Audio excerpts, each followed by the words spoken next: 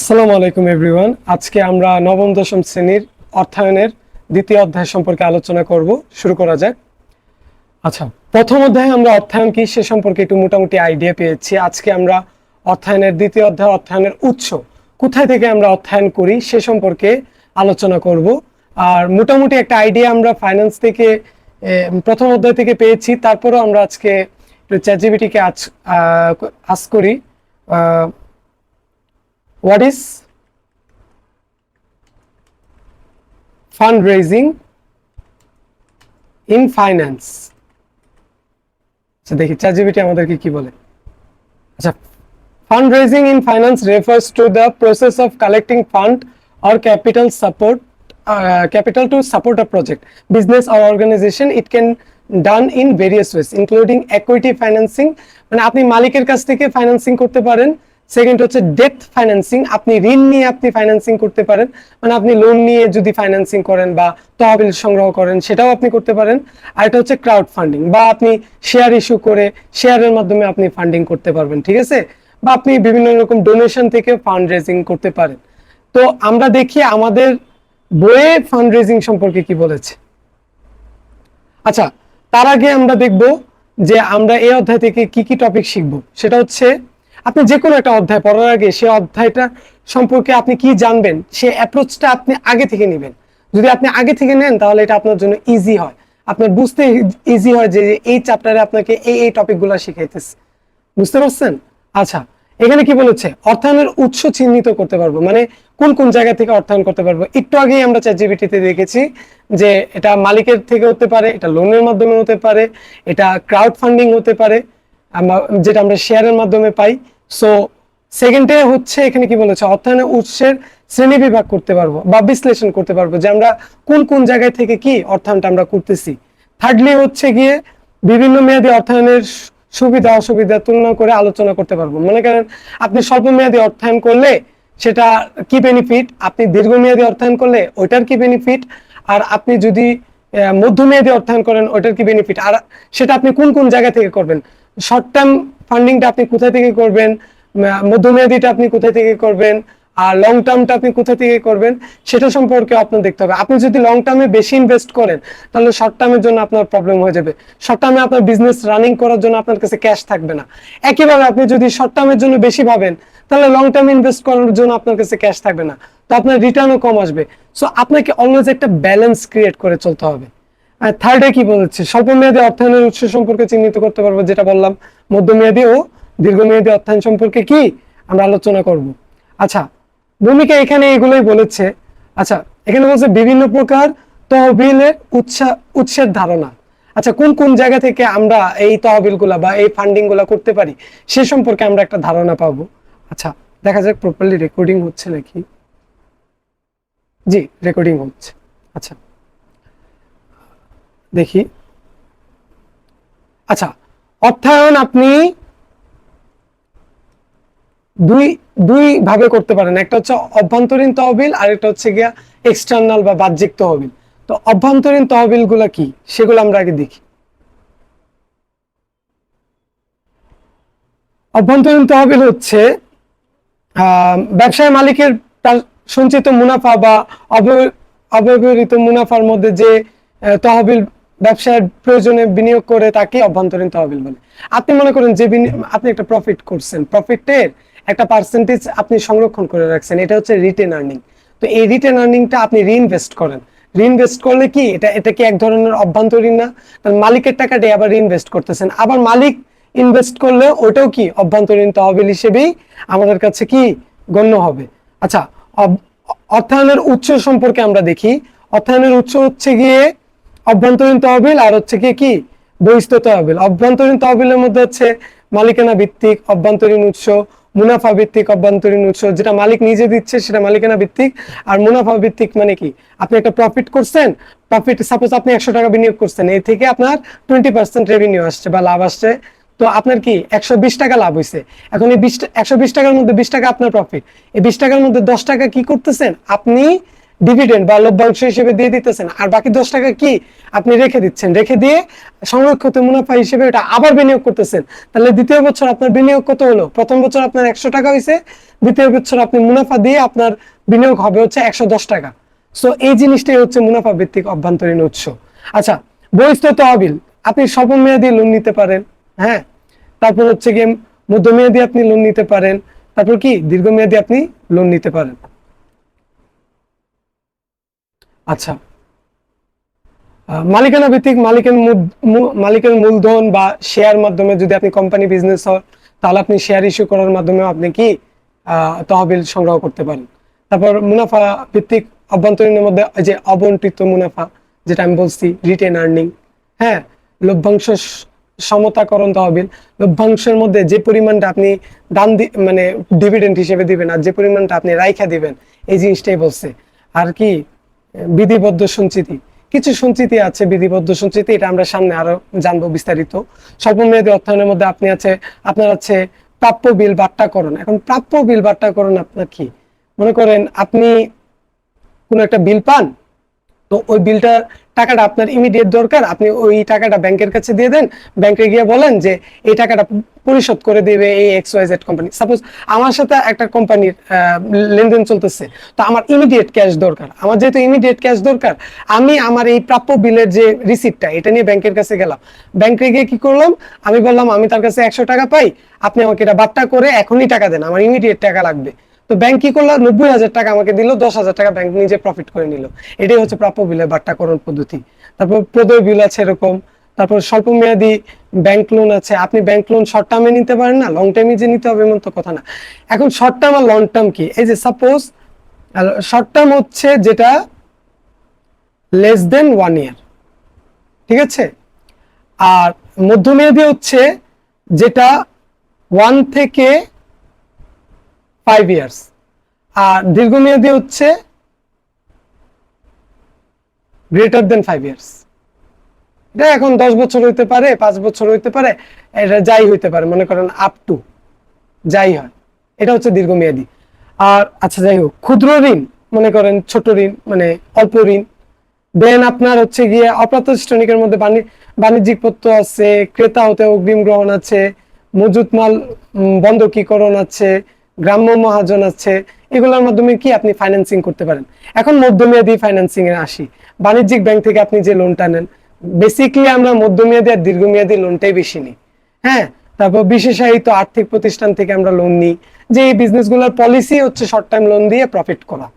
তারপর হচ্ছে বেসরকারি প্রতিষ্ঠান হতে পারে, এটা আমি মনে করেন আমার গুডউইল খুব ভালো, তো আমি একটা অন্য কোম্পানির সাথে আমার ভালো একটা বিজনেস চলতেছে, তারা আমি বললাম আমাকে একটু টাকা দিতে, তো সেও আমাকে ফাইন্যান্সিং করতে পারে। তারপর হচ্ছে গিয়ে কি মূলধনী বাজারের মাধ্যমে আমরা শেয়ার মার্কেটের মাধ্যমে ইয়ে করতে পারি। তারপর হচ্ছে কি আন্তর্জাতিক তহবিল থেকেও আমরা, যদি আমার বিজনেস খুব ভালো হয়, রেপুটেটেড বিজনেস, আমি ইন্টারন্যাশনাল ফান্ডিং এর জায়গা থেকে ফান্ডিং করতে পারবো। আচ্ছা, দীর্ঘমেয়াদী উৎস হচ্ছে এই যে ঋণপত্র, লিজিং, এগুলা দেখে বোঝা যাচ্ছে যে এগুলা দীর্ঘমেয়াদী। আচ্ছা, অভ্যন্তরীণ উৎস বা মালিকের উৎস আমরা এটা মাত্রই আলোচনা করছি, এখানে আলোচনা করার মতো কিছু নাই। এই যে মুনাফা ভিত্তিক কি এটাও আমাদের আলোচনা করা হয়ে গেছে। অবন্টিত মুনাফা কি, এটাও আমি খুব সহজে আপনাদেরকে বুঝাই দিছি। তারপরেও বলি, যে পরিমাণ প্রফিটটা আমি একটা প্রফিট করলাম, আমি ইনভেস্ট করে একটা প্রফিট করলাম, প্রফিটের পুরো অ্যামাউন্টটা আমি মালিকদেরকে বা শেয়ার হোল্ডারদেরকে না দিয়ে একটা পার্সেন্টেজ নিজে রেখে দিলাম, মানে যেটা আমি বন্টন করিনি, এই জিনিসটাই কি অবন্টিত মুনাফা। তো ওই জিনিসটাই কি আমার একটা ফাইন্যান্সিং এর সোর্স না, এই টাকাটা আমার কি অর্গানাইজেশন আছে না, এটা আমি রিইনভেস্ট করতে পারি না, এটাই বলা হয়েছে। এটাও কি এটা মানে ফান্ড রেজিং এর প্লেস। তারপর হচ্ছে লভ্যাংশ সমতাকরণ নীতি না, সমতাকরণ তহবিল। কোম্পানি শেয়ার হোল্ডাররা কোম্পানির থেকে সাধারণত নিয়মিত লভ্যাংশ পেয়ে থাকে, এই লভ্যাংশ প্রদানের সাথে কোম্পানির সুনাম জড়িত। এখন আপনি যদি মনে করেন আপনি কোম্পানির এক বছর আপনি 10,000 মানে আপনি 10 কোটি টাকা লাভ করে ফেলছেন, হ্যাঁ, আরেক বছর আপনি মাত্র 2 কোটি টাকা লাভ করছেন, তো এখন মালিক, আপনি যদি একটা ব্যালেন্স ক্রিয়েট না করেন তাহলে কি জিনিসটা ভালো হয়? তা আপনি কি করেন, যে বছর 10 কোটি টাকা প্রফিট করছেন ওই বছর 10 কোটি টাকাই লভ্যাংশে না দিয়ে একটা সার্টেন অ্যামাউন্ট আপনি রাইখা দেন, যেন যে সময় আপনার বিজনেসের অবস্থা খারাপ হবে তখন ওই টাকাটা দিয়ে আপনি ব্যালেন্স করে ফেলতে পারেন। বুঝতে পারছেন? এটাই কি ডিভিডেন্টের একটা ব্যালেন্স ক্রিয়েট করে। ডিভিডেন্ট মানে হচ্ছে কি আমাদের লভ্যাংশ, হ্যাঁ, এটা একটা ব্যালেন্স ক্রিয়েট করে। বুঝতে পারছেন? আচ্ছা, এই জিনিসটাই বলছে। বহিঃস্থ বহিঃস্থ তহবিল কি? মনে করেন আপনি বলুন, বহিঃস্থ তহবিল হচ্ছে মনে করেন আপনি বাহির থেকে যে তহবিল গুলা নেন, যেমন ব্যাংক আছে, ব্যাংক থেকে ঋণ নিতে পারেন, তহবিল সংগ্রহ করতে পারেন, এগুলা কি বহিঃস্থ, মানে বাহির, এক্সটার্নাল।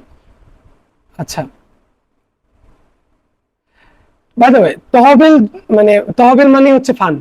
ফান্ড রেজিংটা আপনার জন্য খুবই জনপ্রিয় মাধ্যম হচ্ছে কি ব্যাংক বা বাহিরের ইয়ে করতে। কিন্তু এই বাহ্যিক উৎসগুলো বেশ জনপ্রিয় হলেও এর দুটি কারণ উল্লেখযোগ্য, আমি বলতেছি কি কি।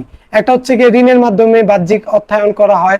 তো ঋণের সুদ মোট লাভ থেকে প্রদান করার পর যে লাভ অবশিষ্ট থাকে সেই লাভের উপর কর প্রদান করতে হয়, ফলে প্রদেয় করের পরিমাণ কম হয়।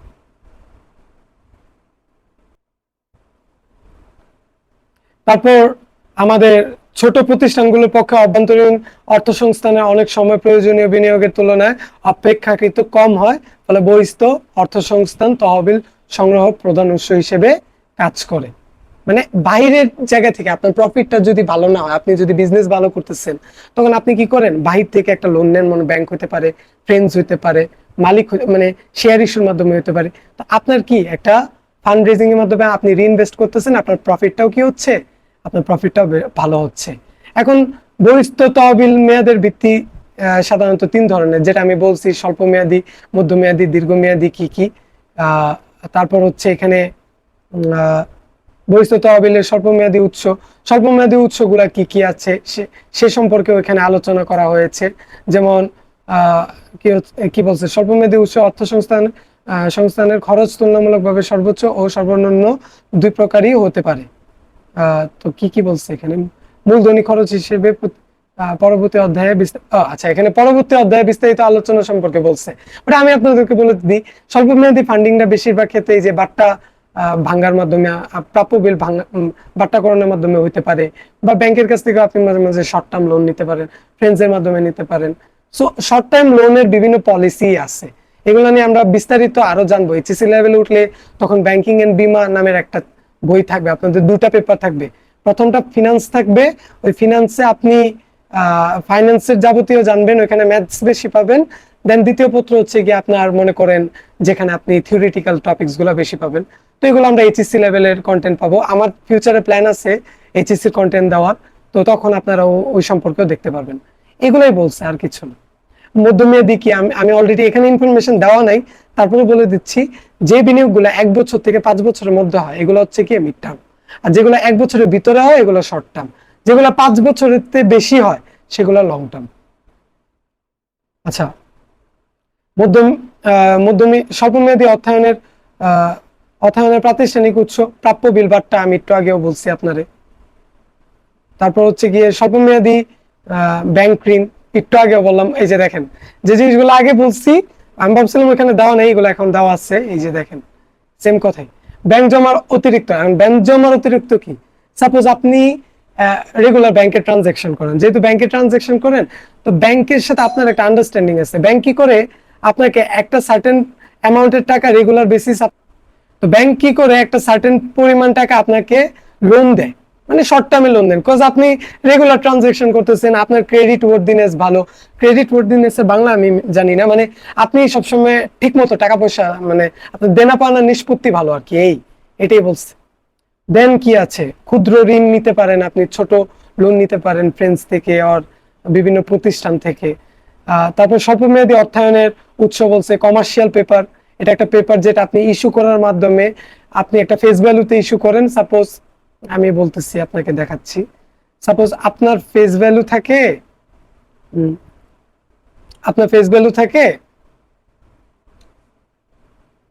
সাপোজ 1 লাখ, হ্যাঁ। তো আপনি মার্কেটে ছাড়ছেন সেটা 90,000 টাকায়। একটা মেয়াদ শেষ হওয়ার পরে যখন টাইম ওভার হয়ে যাবে, মনে করেন এই কমার্শিয়াল পেপারটা একটা সার্টেন টাইমে ইস্যু করা হয়, তো আপনি এই পেপারটা 90,000 টাকা দিয়ে কিনবেন, কিন্তু আপনি যখন পেপারটা অর্গানাইজেশনের মেয়াদ পূর্তিতে ফেরত দিবেন তখন তার কাছ থেকে 1 লাখ টাকা নেবেন। এই যে মাঝখানে যে আপনার 10,000 টাকার প্রফিট হয়েছে, এটা কি আপনার ব্যক্তিগত প্রফিট, ঠিক আছে? এগুলো আপনি সামনে আরো বিস্তারিত জানতে পারবেন। তারপরে এখানে কি ক্রেতা হতে অগ্রিম, আপনি মাঝে মাঝে ক্রেতাদের কাছ থেকে, ক্রেতা কি মানে যাদের কাছ থেকে আপনি কিনেন, মানে পণ্য কিনেন, সাপ্লায়ারদের কাছ থেকে আপনি পণ্য কিনছেন বাকিতে, যেটা আপনি বাকিতে কিনছেন, তো এই টাকাটা আপনার, এই সম্পদটা আপনার মতো অলরেডি এটা এক ধরনের ফাইন্যান্সিং হচ্ছে না? সো এটাও কি এক ধরনের মধ্যমেয়াদী ফাইন্যান্সিং আপনার হচ্ছে। তারপর হচ্ছে গিয়া মজুদ মালের বন্ধকীকরণ, আপনার যে মজুদ মাল আছে এটা আপনি বন্ধকি রেখেও আপনি টাকা আনতে পারেন। মনে করেন আপনি গোল্ডের বিজনেস করেন, আপনি কারো বলছেন যে এই মালগুলা আমি যদি আপনি আমাকে লোন দেন, আমি যদি টাকা দিতে না পারি তাহলে আপনি এই টাকাগুলো নিয়ে নিন। এটাই মধ্যমেয়াদী অর্থ সংস্থান। এই যে 5 বছরের বেশি হবে, 5 বছর পর্যন্ত হবে, এই যে 1 থেকে 5, দেখছেন যা বলছি তাই। এই যে এখানে বাণিজ্যিক ব্যাংক আছে, এগুলো বলছি, বিশেষায়িত আর্থিক প্রতিষ্ঠান, বেসরকারি প্রতিষ্ঠান, তারপর মূলধনী বাজার, শেয়ার মার্কেট, যেটা শেয়ার মার্কেটে আমরা শেয়ার মার্কেট সম্পর্কে আমি বিস্তারিত বলবো আপনাদেরকে। এটা এই যে যেমন আমাদের শেয়ার মার্কেট হচ্ছে, দেখাচ্ছি, এটা হচ্ছে ঢাকা স্টক এক্সচেঞ্জ। এই যে শেয়ার মার্কেট, যাবতীয় বাংলাদেশের যত শেয়ারের আদান প্রদান সব এখানে ইন্ডেক্স আছে। এগুলা সম্পর্কে আমি আপনাদেরকে বিস্তারিত বলবো। আমি আবার একটু পড়াশোনার পাশাপাশি শেয়ার মার্কেট নিয়েও রিসার্চ করতেছি, বিকজ আমি লেখাপড়া কেন করতেছি, ফাইন্যান্সিং, আমি ফিউচারে ট্রেডিং করব বা আমি শেয়ার ক্রয় বিক্রয় করবো, আমি এভাবেই আমার লাইফে আমি ইনভেস্টমেন্টে যাব। So if I want to be rich I have to know this. So আমি এক্সপেক্ট করি আপনারাও যেহেতু কমার্সে আছেন আপনাদেরকেও এটা জানতে হবে। এটা হচ্ছে আমাদের বাংলাদেশে 2টা স্টক মার্কেট আছে, এটা হচ্ছে গিয়ে ঢাকা স্টক এক্সচেঞ্জ, আর আরেকটা হচ্ছে চিটাগং হচ্ছে CSC, Chittagong stock exchange commission.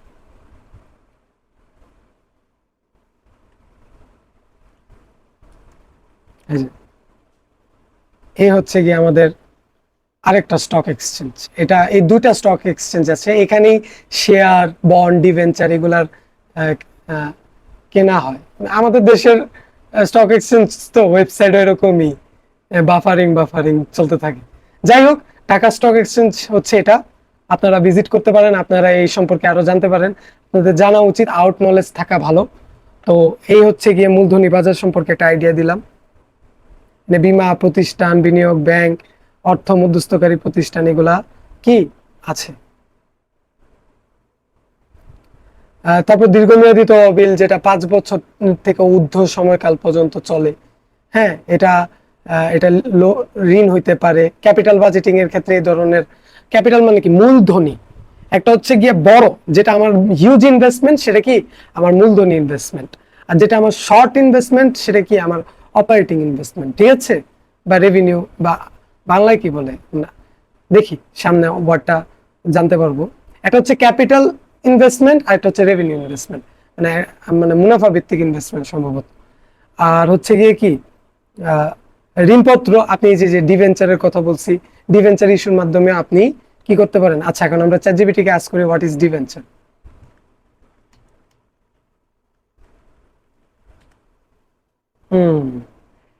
Okay, debenture is a type of long term instrument হচ্ছে হস্তান্তরযোগ্য দলিল। যেগুলা হস্তান্তরযোগ্য দলিল কি, এটা সম্পর্কে আপনার বিস্তারিত জানতে পারবেন এইচএসসি তে। মানে যেই দলিলগুলার কি ভ্যালু আছে, ইকোনমিক্যাল ভ্যালু আছে, issued by companies to borrowed money from ইনভেস্টরদের কি লং টার্ম কি ডেপথ হিসেবে আমরা এটা পাই থাকি। ইট ইজ টিপিক্যালি আনসিকিউরড, মানে এটা কি সিকিউরড না, meaning it is not backed by any collateral. এই যে এই এই এই ডিভেঞ্চারের ক্ষেত্রে কি কোনো মর্গেজ রাখা হয় না, কোনো বন্ধকি রাখা হয় না। এখন মর্গেজ কি, মনে করেন ব্যাংক আপনারা যখন লোন দেয়, স্বাভাবিকভাবে দেখবেন আপনারা লোন দেওয়ার ক্ষেত্রে কি করে, সে একটা জমি করে নেয়, মানে বন্ধকি হিসেবে না, যদি আপনি টাকা দিতে ডিফল্ট হন তখন ওই টাকায় ধরবে। সো ডিভেঞ্চারের ক্ষেত্রে কি কোনো কোলাটেরাল থাকে না। এগুলো সাধারণত ভালো কোম্পানি যেমন স্কয়ার, বেক্সিমকো, এই ধরনের কোম্পানির ডিভেঞ্চার কিনতে গেলে আপনার চিন্তা করা লাগবে না, কারণ এগুলো ফ্রড করে না ইজিলি। সো কোনো নতুন কোম্পানির ক্ষেত্রে আপনার সাবধান থাকতে হবে, ঠিক আছে। আচ্ছা আচ্ছা দেখি তো এগুলা ওবিএস আসতেছে নাকি, হ্যাঁ আসতেছে। আচ্ছা এই হলো আমাদের ঋণপত্র। তারপর লিজিং আছে। লিজিং হচ্ছে দীর্ঘমেয়াদী অর্থায়নের একটি অভিনব পদ্ধতি। এটি প্রতিষ্ঠানের যদি ব্যয়বহুল মেশিন যন্ত্রপাতি কি ভাড়া দেওয়ার মাধ্যমে কি করে টাকা কামাইতে পারে। সো আন্তর্জাতিক মুদ্রা তহবিল থেকে আপনি কি ফান্ডিং করতে পারতেছেন। তো এইগুলা পড়ে নিন। ব্যবসার ধরন কি কি, এক মালিকানা ব্যবসা কি, যেটার একজন মাত্র মালিক থাকবে এবং দায় অসীম থাকবে। লায়াবিলিটি, মনে করেন আপনি যে পরিমাণ টাকা ইনভেস্ট করছেন তার চেয়েও বেশি লায়াবিলিটি আপনার মধ্যে আসবেন ইনভেস্টমেন্টের বাইরে। আর অংশীদারি ব্যবসার ক্ষেত্রেও কি একটা চুক্তি থাকে, একটা এগ্রিমেন্ট পেপার থাকে, হ্যাঁ এগ্রিমেন্ট পেপার থাকে, যেটার উপর ডিপেন্ড করে দুজন ব্যক্তি, সর্বনিম্ন দুজন ব্যক্তি এবং সর্বোচ্চ 20 জন, অ্যাটলিস্ট 2 জন আর সর্বোচ্চ 20 জন। হ্যাঁ, এটা 1932 অ্যাক্ট মেবি এই আইন দ্বারা পরিচালিত। তারপর আমি একটু শেয়ার হয়ে নিই, দেখি তো পার্টনারশিপ চ্যাটজিপিটিকে আস করে পার্টনারশিপ অ্যাক্ট ইন বাংলাদেশ। হ্যাঁ 1932 যেটা বলেছি সেটাই। আরেকটা আছে যৌথ মূলধনী, ওইটাতে আপনার দায় লিমিটেড, আপনি যে পরিমাণ টাকা ইনভেস্ট করছেন আপনার শুধু সেই পরিমাণ টাকাই আপনি করতে পারবেন। ওইটারও একটা আইনগত আছে, সেটা হচ্ছে 1994। এগুলো আপনাদের এখন জানতে হবে না, তারপর আমি জানাই দিচ্ছি ফিউচারে। এই আইন দ্বারা এই দুইটা বিজনেস কি পরিচালিত, কিন্তু এক মালিকানা ব্যবসার কোনো আইন নেই, এটা মনে রাখলেই হবে। আচ্ছা, তো আমরা এখন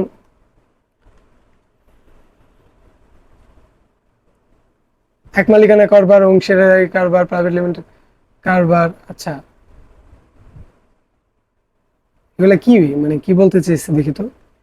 চিত্রে প্রথম লাইনে আমরা দেখছি সঞ্চয় উৎসটি এক মালিকানা উৎস এবং কারবারের জন্য উপযোগী। অপরদিকে দেখা যাচ্ছে অবন্টিত মুনাফা, জমাতিরিক্ত উত্তোলন, স্বল্পমেয়াদী লিজিং সব ধরনের সংগঠনের জন্য গ্রহণযোগ্য।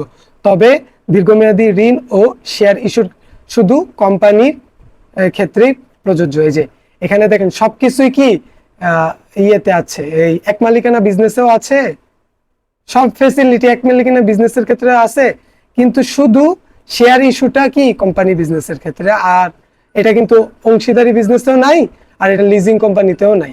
বুঝতে পারছেন? তারপর জামানতযোগ্য সম্পত্তির অপ্রতুলতা, অর্থায়নের, এটা পড়ে নিন। অর্থায়নের প্রয়োজনের ধরন সম্পর্কে আইডিয়া নিন। তারপর হচ্ছে কি তহবিল উৎসের খরচ। মনে করেন আপনি যে তহবিল গুলা মানে করতেছেন, তহবিল করার জন্য আপনারা উৎস যে করতেছেন, আপনার কস্টিং হচ্ছে না। যেমন আপনি ব্যাংক থেকে লোন নিচ্ছেন, ব্যাংক থেকে লোন নেওয়ার জন্য কি আপনার ব্যাংকে একটা সার্টেন পরিমাণ টাকা একটা বা সুদ আপনাকে দিতে হচ্ছে, ঠিক আছে? তো ন্যূনতম একটা খরচ আছে, হ্যাঁ, এই তহবিল গুলা সংগ্রহ করতে। তো এই সম্পর্কেই বলছে। তহবিল উৎসের ঝুঁকি কি বলছে এখানে, ঝুঁকির ক্ষেত্রে কি বলছে। তবে ঋণদাতারা প্রতিষ্ঠানের কাছে সম্পত্তি জামানত হিসেবে রাখতে চায়। তো প্রতিষ্ঠানের জামানতকৃত সম্পত্তি বিক্রির অর্থে পরিশোধ করতে বাধ্য হয়। ফলে তহবিলে উৎস নির্বাচনের সংশ্লিষ্ট উৎসের আনুষ্ঠানিক ঝুঁকিগুলা কি বিবেচনা করতে হবে। মনে করেন আপনি যে টাকা উৎস করতেছেন, অনেক সময় ইনভেস্টাররা আপনার কোলাটেরাল চাবে। কোলাটেরাল মানে জামানত চাবে। তা আপনি যদি টাকা দিতে না পারেন তখন কি হবে, আপনার এই টাকাটা কি হবে, আলটিমেটলি আপনার কিন্তু পরিশোধ করতে হবে জায়গা বিক্রি করে। সো আপনার এই জিনিসগুলা খেয়াল রাখতে হবে। বুঝতে পারছেন? সো এগুলাই অনুশীলন আছে, আপনারা প্র্যাকটিস করে নিন। আজকের জন্য এই চ্যাপ্টার আপনারা মেবি থার্ড চ্যাপ্টার নাকি কি তা জানি না, একটু দেখে আসি। খুবই ইম্পর্টেন্ট চ্যাপ্টার, সেটা হচ্ছে অর্থের সময়মূল্য। ওই চ্যাপ্টারটা আমি আপনাদেরকে খুব সুন্দরভাবে করাই দিব। এই যে 3 নম্বর চ্যাপ্টারই, হ্যাঁ। সো এই চ্যাপ্টারটা is very very very important, এটা মনোযোগ সহকারে করবেন। আমি আপনাদেরকে এখানে এই যে হোয়াইট বোর্ডে ফর্মুলা দিয়ে future value annuity, suppose future ভ্যালুর অঙ্ক, দেন প্রেজেন্ট ভ্যালুর অঙ্ক, এগুলো আমরা করাই দিব, ঠিক আছে? আই এম সরি আমার 1-2 দিন টাইম লেগে যায়, কারণ আমার স্টুডেন্টস থাকে, আমার নিজের পড়াশোনা থাকে, রেগুলার ভিডিওস দিতে প্রবলেম হয়। বাট আপনারা যেভাবে আমাকে সাপোর্ট করতেছেন আমার খুবই ভালো লাগছে। আপনারা এইভাবে আমার চ্যানেলটিকে সাবস্ক্রাইব করেন। আমার এই কষ্টগুলারও একটু মানে মানে একটা রেসপন্স পেলে ভালো হয় আর কি। আর আমার কন্টেন্ট ক্রিয়েশন নতুন তো, সো আমি অনেক ভুল করতে পারি, তো আমিও আস্তে আস্তে শিখছি। আপনারা আমার প্রথম ভিডিও দেখেন আর এখন ভিডিও দেখেন, আস্তে আস্তে প্রোগ্রেশন হচ্ছে। সো এভাবেই আমি রেগুলার বেসিস আপনাদেরকে অ্যাকাউন্টিং এন্ড ফাইন্যান্স বুঝাবো। সো আগামী ক্লাসের জন্য আপনারা ভালো থাকবেন। আসসালামু আলাইকুম, আল্লাহ হাফেজ।